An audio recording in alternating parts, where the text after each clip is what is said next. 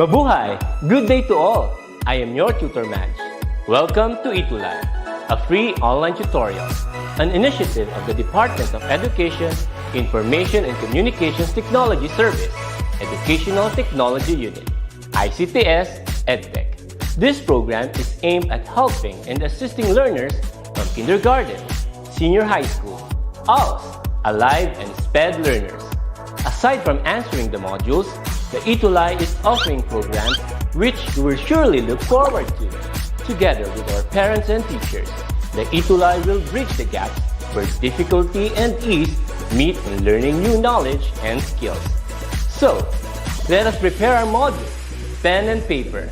Ready your mind to see and hear worthwhile and interesting lessons. Let us now study and learn, together with our volunteer online tutors. Tara na!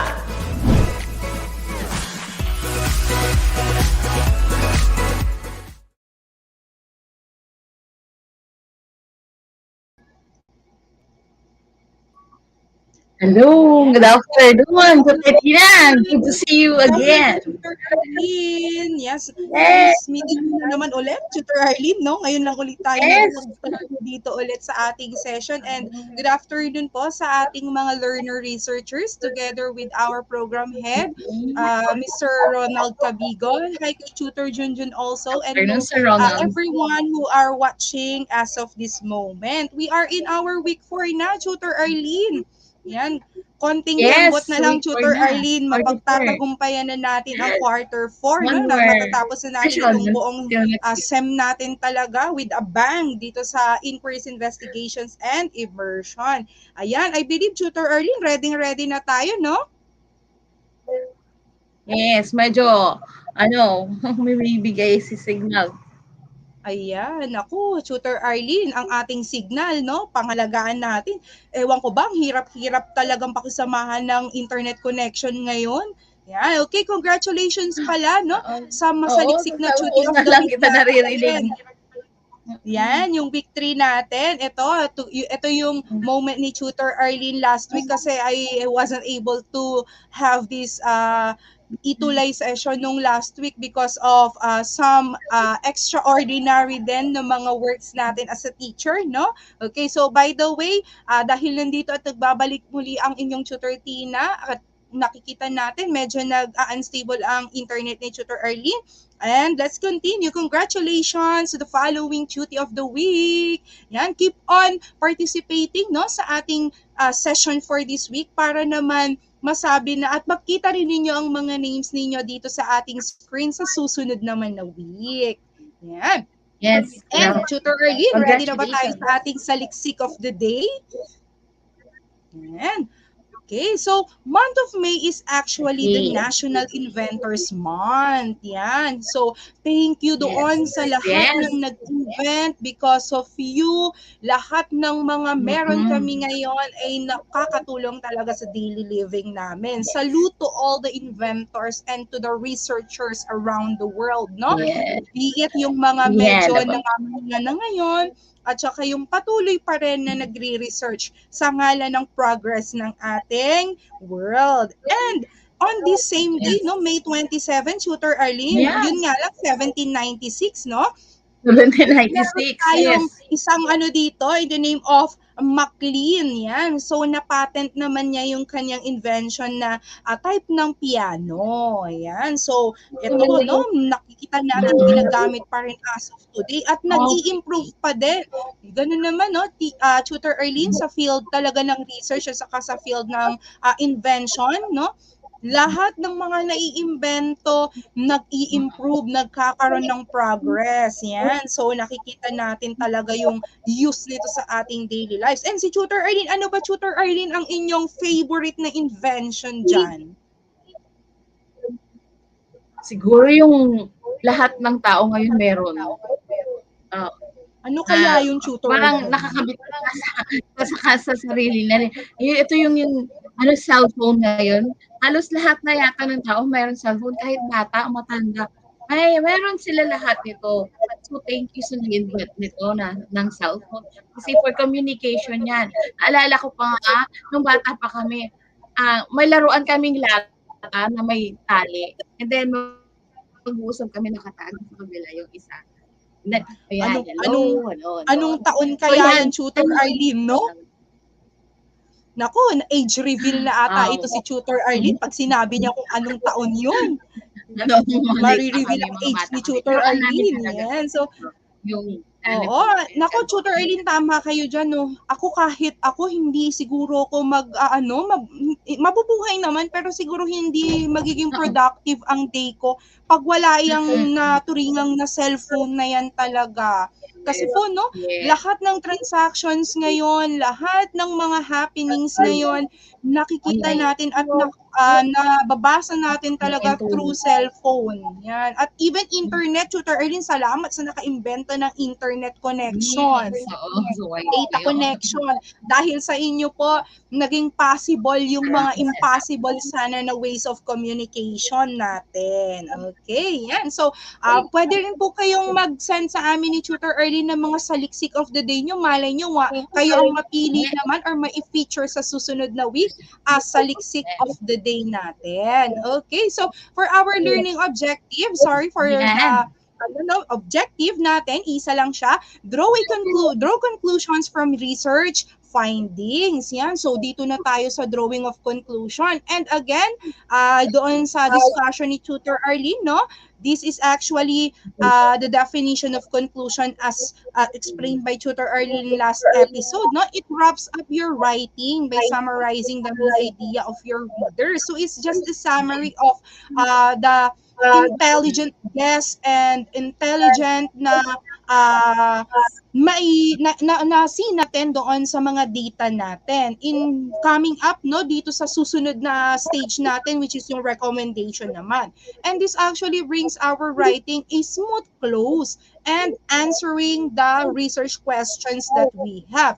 This is actually the main role of conclusion, to give yung summarized answers doon sa ating mga research questions. And again, let's recall, sabi ni Tutor Arlene last time, no? Make inferences from the summary of results is actually yung ang katangian ng ating conclusion. It emphasizes also the purpose of our study, then relating it to the findings, no? Or relating it to other studies then. And it also provides the synthesis of arguments. No, you need to provide actually. It's not just merely summarizing yung data natin and coming up with your suggested na final say. No, dapat dito we can instill arguments so that it will make your paper an excellent one. No, and nandun na yung negative side, positive side, and then it will lead now to dun sa conclusion nyo na, oh, okay, aside pala sa mga negative sides, ito pala talaga yung result ng ating study. And again, the focus of this part is not presenting the results nor findings, but the inferences and implications. Kaya siya tinawag na conclusions because we have implications, we have inferences from the data we have collected and analyzed.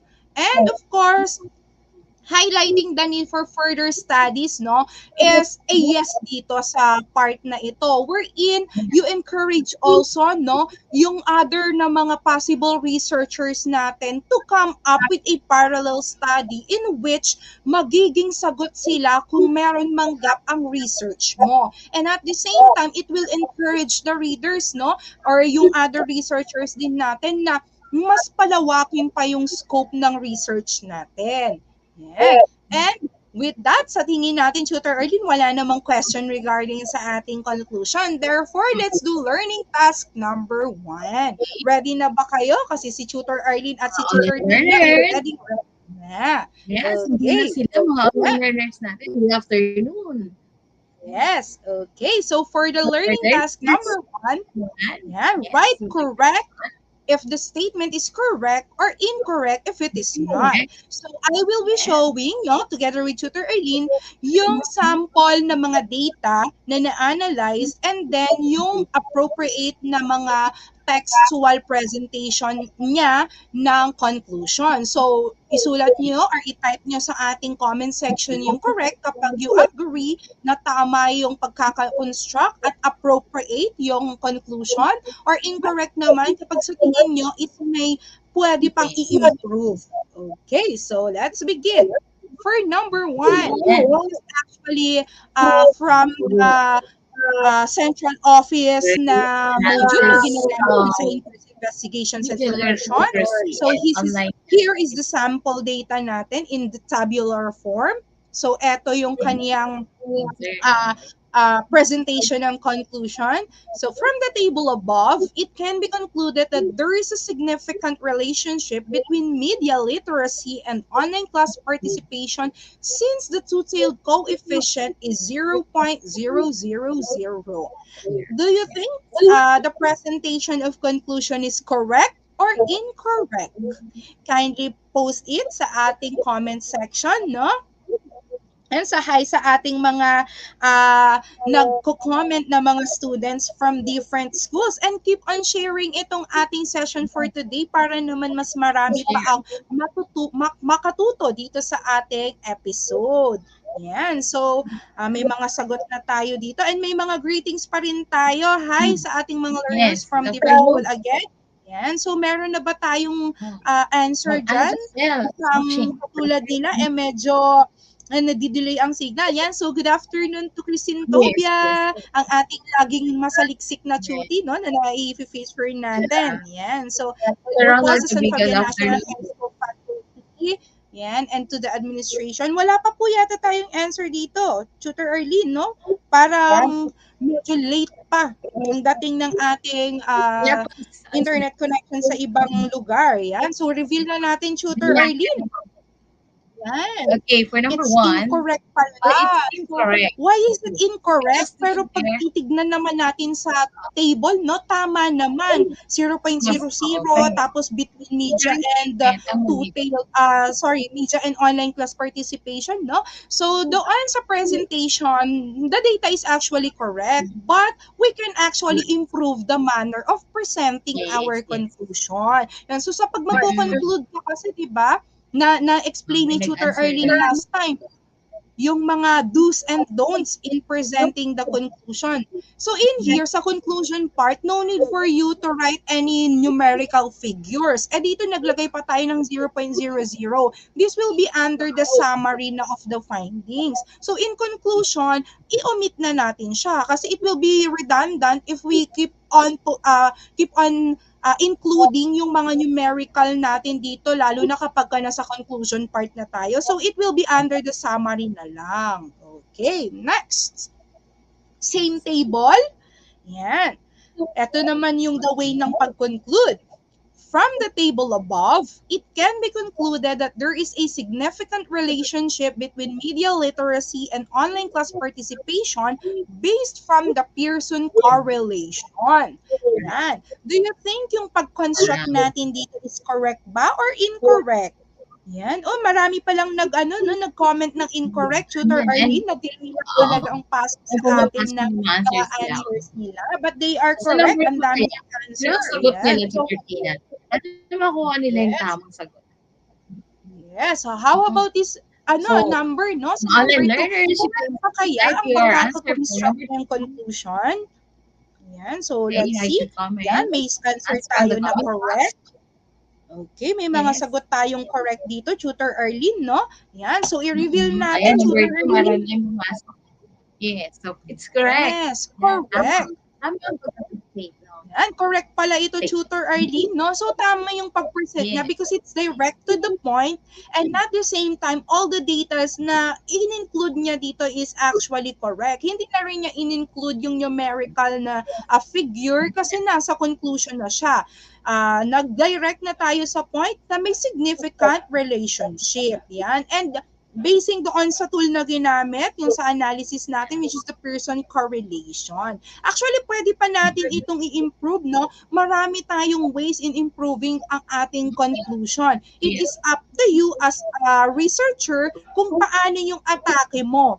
Yan, na naituro ni Tutor Arlene, no? Tinuro ni Tutor Arlene last week, kailangan ganito yung atake para mas maging maganda ang flow ng ating research. And remember, no?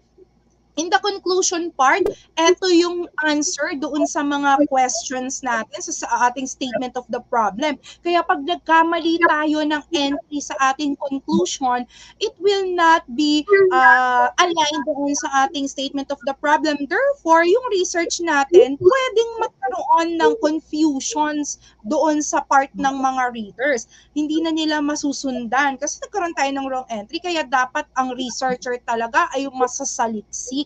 Alam nila dapat talaga kung alin ang dapat na ilagay at alin ang hindi dapat. Number 3, yan, looking at the table, no? Present dito sa ang employment distribution of the working force in the city of Cadero. Yan, so ito yung sample conclusion niya. From the table above, it can be concluded that education sector comprises the majority of workers aged 18 to 30 years old, while the least number is from the agriculture sector. Correct ba ito or incorrect? Yan, tignan natin yung manner ng pag-conclude ng conclusion dito. No? Yan. Yan, so hi sa ating mga students from Horacio de la Costa at sa iba't iba pang mga schools natin dyan, no? Yan, keep on sharing and keep on mentioning yung mga friends nyo para at least makikita na nila agad yung at i-click na nila agad Number itong 3 na po session. Ayan, Yan, may answer tayong incorrect, Tutor Arlene. And hati ang ating answer dito, no? Meron ding nag-answer ng correct. Okay. Dalawa, parang may correct, may incorrect. Yan. So, according to John Mark, correct daw. Tikman nga natin, Tutor Arlene. Yes, correct. Tama ang pagkakalagay natin dito. I-check natin isa-isa. Tama ba na ang education sector ang majority of workers ng 18 to 30 years old na range ng age? Tignan nga natin. Yan. 18 years old, no? List naman is yung agriculture section. Yan. So, tama naman, no? And nakikita natin, hindi na niya nilagay yung number. Tama ba, Tutor Arlene? Hindi niya na in-state kung 10, 50, 60, 70, or kaya 30. Yan. So, in-specify na niya agad. Hindi na dapat kasi ilalagay or i-present yung mga numerical na mga tawag dito na numbers talaga, yung numerical data. Okay, so pwede rin naman, no, mag-start tayo sa greatest na i-present natin or yung list na lang or yung mga key points talaga na kailangang i-emphasize natin. Yun ang ilagay natin dito sa ating conclusion part. Next. Number 4. And so, from the table above, it can be concluded that majority of the working force in the city of Cadero is from the education sector. Yan. So, using the table daw, no? Majority ng working force ay from education sector. So, ito ba ay correct or incorrect?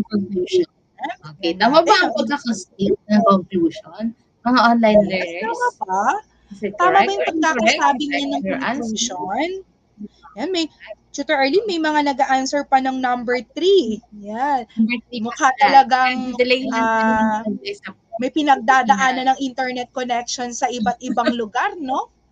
Yan. O, may answer na tayo, Tutor. May, hati na naman. May correct.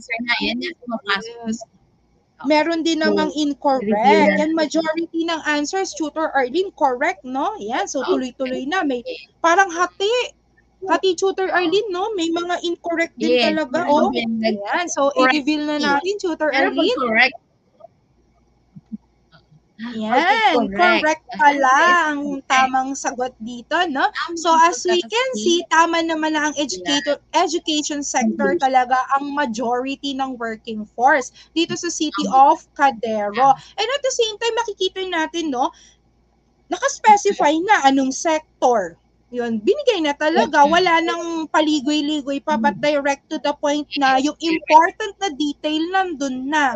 Because we are looking for yung number, no? Yung number talaga ng working force. And as specified dito sa ating table, meron lang naman tayong sector dito. So in general na, regardless of the age group, it's the education sector naman talaga. Okay, so yan. Good job ang okay. So, ating good mga job. learner Ang ating researchers. online Task learner 1 completer na agad sila, task Tutor 1 Early. Naku, completer. napakabilis naman talaga ng ating oras na makakasama ang ating Yes. mga learner Mm. researchers. And I Okay. believe Now, ituloy-tuloy na natin. So, Tutor yes. Arlene, take it So, away. learning task number 2.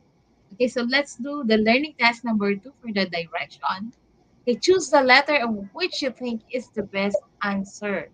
Okay, so multiple choice tayo ngayon. Okay, number 1, this is a section in the research paper that focuses on providing a comprehensive summary of the findings and points out what was learned from the study.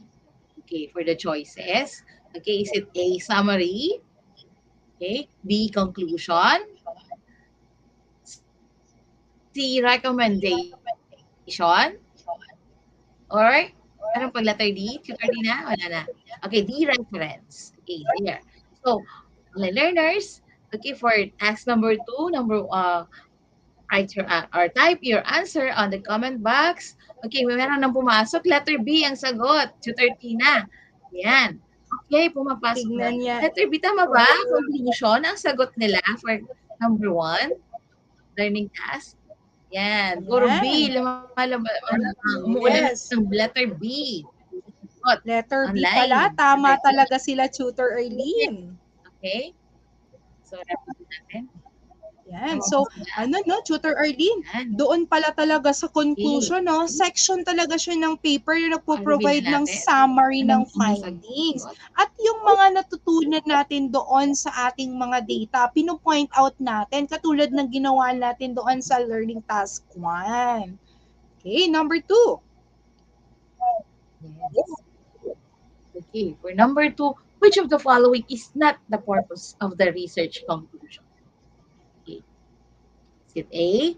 It stresses out the importance of the thesis statement.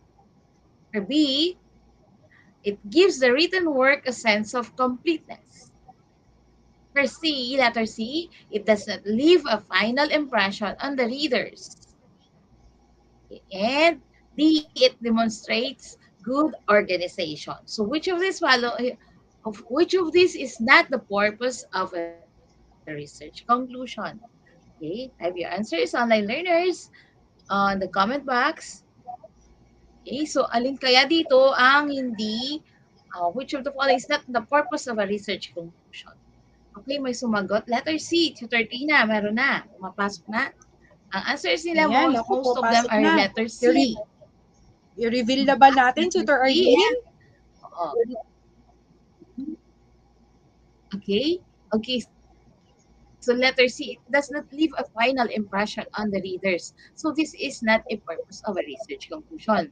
Okay, so hindi siya nag-leave ng final impression kasi conclusion, ito yung nagko-conclude tayo from the research data.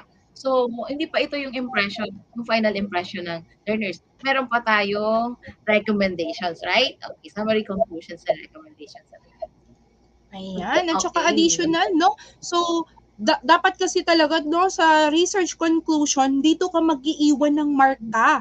Yung marka mo na, okay, this is really the answer.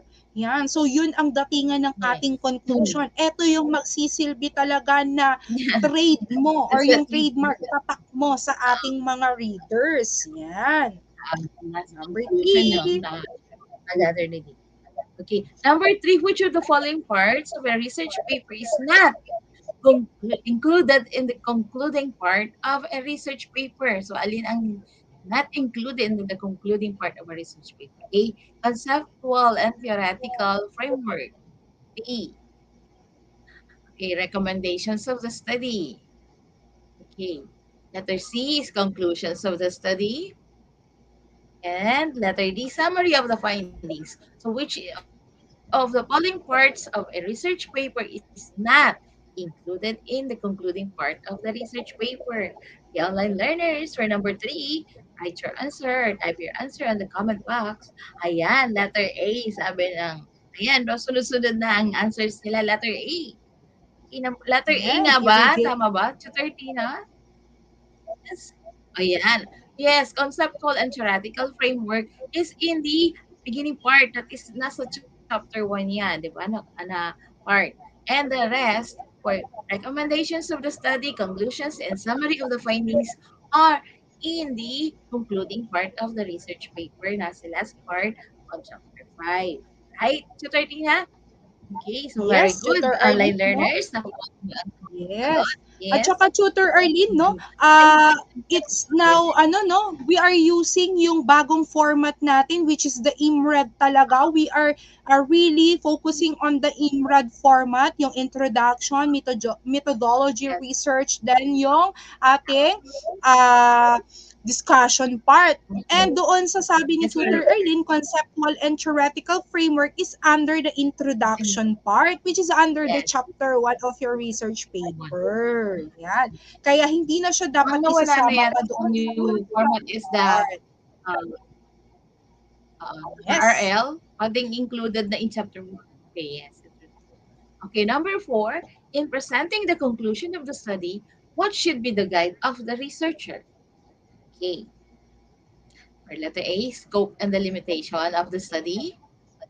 Okay, letter B, research questions of the study. For letter C, operational definition of terms. Okay, and letter D, okay, the statistical test used. Okay, so in presenting conclusions of the study, what should be the guide of the researcher? Which of these online learners? Okay, type your answers on the comment box and send online. Okay, is it A, B, C, or D? Okay, tayo tayo ng konti. Okay, Yan, medyo ayan. matagal talaga ang ating Pagdating ng ano lang, yung papasok ng pagdating answers, talaga no? ng So let's wait Tutor Arlene doon sa ating mga learner okay. researchers na mag-post ng Mabilis nila kanilang ang mga signal. answers. Ayan. So, ano pala, keep on Ayan, sharing, no, letter itong ating D. session for Ay, today okay, para naman nasa po share. mas malawak pa ang maabot at Letter D. malawak pa ang maabot ng mga matutulungan natin sa session na ito. Yan, Tutor Erlene, may mga pumapasok na ng mga answers. Okay, Yan, so, ang letter B, ang tama daming ba sila? letter Tutor B. D na? Yan, i-reveal na natin, Tutor Let's see. Erlene. Okay, research questions of the study. Of course, we're going to find the answers for the research questions in the problem. So, ito yung ating presenting part ng conclusion of the study. Ito yung ating guide, yung ating mga research questions. Okay. Okay. Meron ba, Tutor Tina? Meron pa ba? Yes, Tutor Arlene, no? At saka yung research questions natin, di ba sabi natin doon sa mga previous episode natin, this is actually the soul of our paper Yeah. in which lahat ng mga parts ng research ay bumabase dito sa research questions at sa research problems natin. Kasi this is actually yung reason behind yung sa making or crafting natin ng research paper. So everything from statistical tool, For the analysis answers. natin, methodology natin, conclusion and recommendation natin ay dapat magiging guided by the research questions natin. Kasi parang ito yung pinaka soul and brain. Yan. Ito lang yung pagbabasihan natin in coming up with the whole paper itself, no? Kaya ang gaganda sana kung bawat researcher, napaka-excellently crafted ng kanilang mga research problem. And Tutor Erlene, no, yung mga nababasa natin, tama ba Tutor, kapag nagpapa-defense tayo sa atin ng mga students ng 3Is at saka ng practical research, tinitignan talaga natin yung research questions nila kung tugma sa title nila. Yes. Mhm. at kung tama yung pagkakakonstruct ng methodology nila. Kasi kung medyo may discrepancy or may gap, it needs revision. Kailangan ipaulit natin. Ang research kasi, no, Tutor Arlene, talaga, hindi tayo dapat magsawang mag-edit. Kaya kung mapapansin natin, ako, even me, no, Tutor Arlene, kapag ako talaga nag-edit ng research ko at sinesave ko yung research ko, iba-iba ng title. Research 1, 2, 3, 4, hanggang naabot na niya kung ilang number kong in-edit. Tapos meron yung final na, tas sa susunod na edit, final na to. As in, dumami na yung aking mga talaga, no, file name sa sobrang daming beses na inedit. And that is one characteristic ng good research. Yung alam mong i-edit, open-minded ka sa mga pwede pang i-choose na part or mga aspect mo. Yes. Oo. Yan, ganun talaga yon, no? Yes. Okay. For number 5, let's go to number 5. Which part of the research conclusion refers to the logical relation of the current findings and its link to the theory used in the study? Okay. For the choices, letter A, scope and the limitation of the study.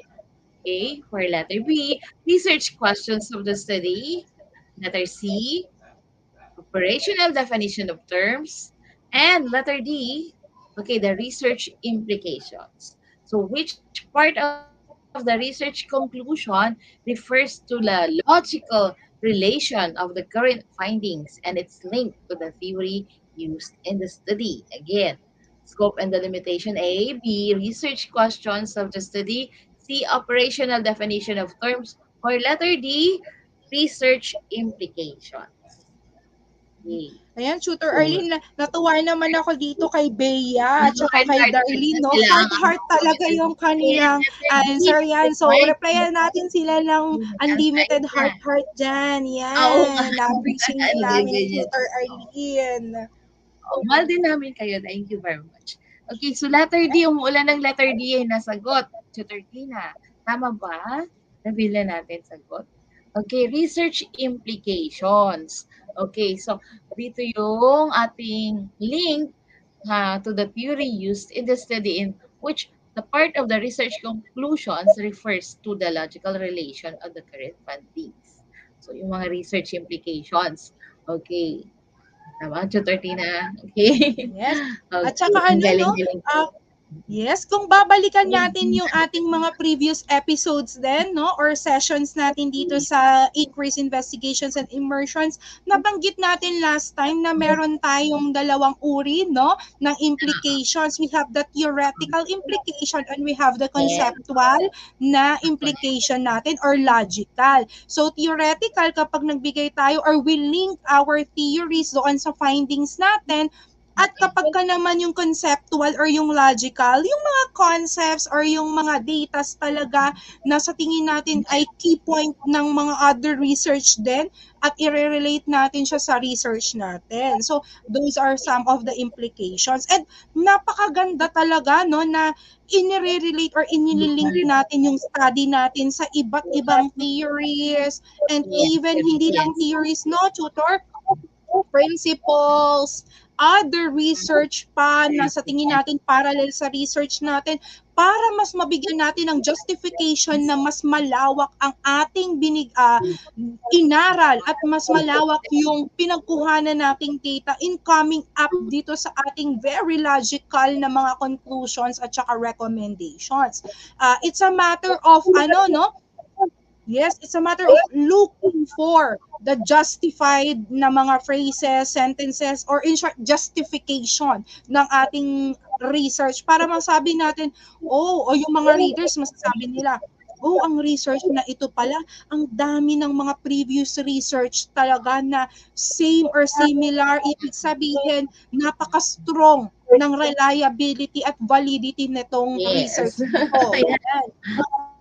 Ganun yung masasabi ng readers at talaga namang sigurado kami ni Tutor Arlene, once na nabasa ninyo ang mga research na ganito ang katangian, talagang uupuan nyo yan hanggat hindi nyo natatapos basahin. Parang ano yan, Tutor Arlene, parang pag nanonood tayo ng Netflix, kapag ka nakita natin interesting talaga, interesting yung movie, Tutor Arlene, no? Ay nako, yan si Tutor Arlene. Once na umupo at nanood yan ng Netflix, hindi niya yan tatayuan kapag something interesting talaga. Yan.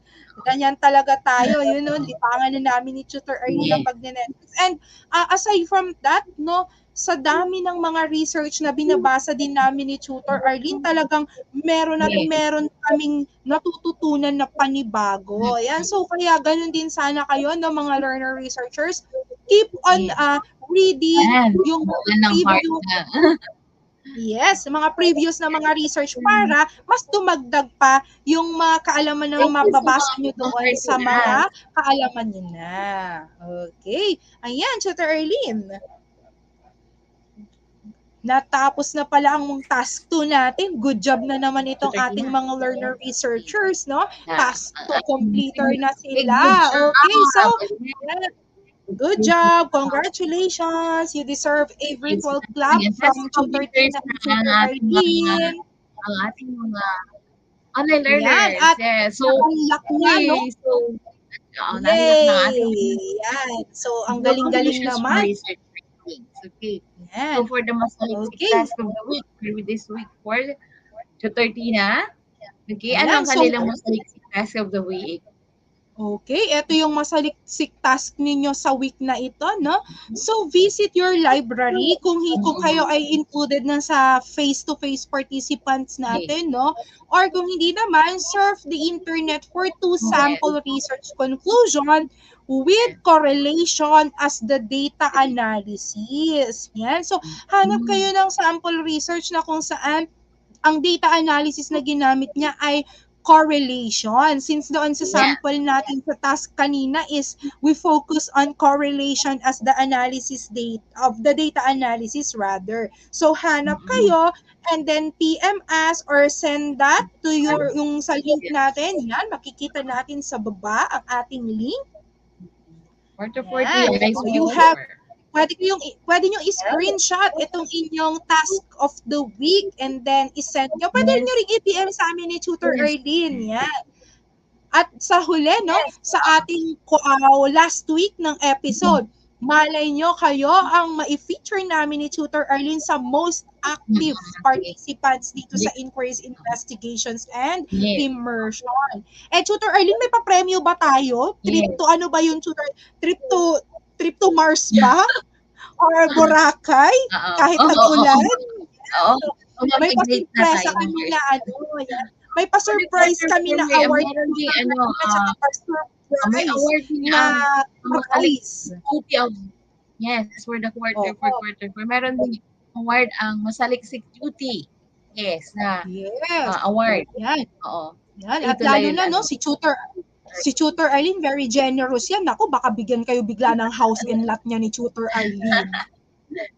Yan. And with that, congratulations. You are a certified masaliksik. Yan. Keep on participating sa ating lahat ng sessions. No? For the references, ito po ang ginamit namin ni Tutor Arlene. Pwede nyo rin pong gamitin.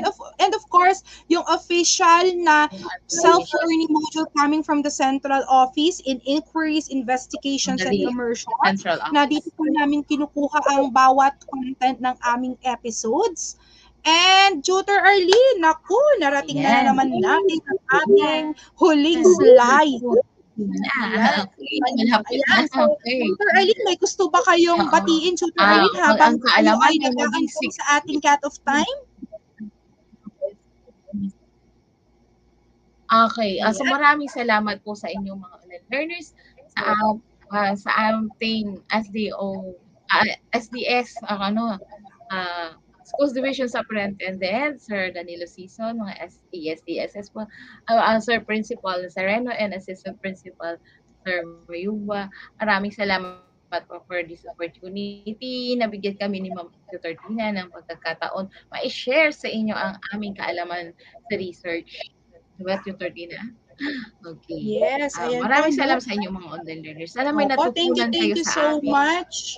Opo. And also sa aming program head, thank you very much to Tutor Ronald sa lahat ng support and even sa trust na binigay po niya sa amin ni Tutor Arlene para ma-include kami sa research team together with Tutor Junjun na talaga namang bawat episode natin ay pinaghahandaan namin, no? Para sa inyo yan lahat, our dear learners. And hopefully, no, kahit na magkaroon na talaga ng full implementation ng face-to-face na klase is andito pa rin kami ni Tutor Arlene, ni Tutor Junjun at ni Tutor Ronald together with all the tutors in ETUlay, no? Para gabayan kayo. Ayan! Hi, Tutor Ronald! Yan, so, nakikita mo yan, ang aming program head, si Tutor Ronald. Yan, so thank you so much po. And again, I am your Tutor Tina from SDO Pangasinan 2. And Tutor Arlene, okay, also from SDO Pangasinan 2. Nagsasabing, Santos siya agawad sa kayong amin.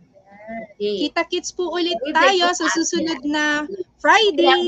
Same time, 4:40 to 5:20 po. And ano na nga ang ating final na sasabihin, Tutor Arlene? Yung ating pangmalakasang ending dito? Umaapaw at hitik, tayo ay manaliksik. So, research is the key to all problems. Thank you very much. Thank you so much, dear learner researchers. Thank you so much for participating. Bye. Thank you. Bye. See you again sa next episode. Keep on watching, may mga susunod pa tayo na mga episodes sa ETUlay. Okay, yan. So, ayan. Thank you.